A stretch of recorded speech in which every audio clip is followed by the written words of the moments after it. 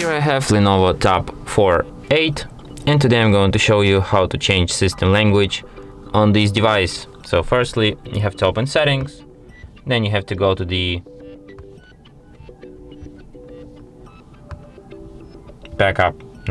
language and input section, languages, other language.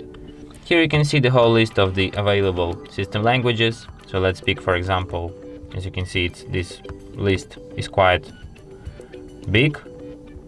For example, Ukrainian, and then drag Ukrainian on top to set it as a system language. So if you want to change it back to English, just go to the налаштування, then to the мова та введення, мови, and drag English back on top. And that's it. Thanks for watching. If you find this tutorial useful, don't forget to hit that like button and subscribe to our channel.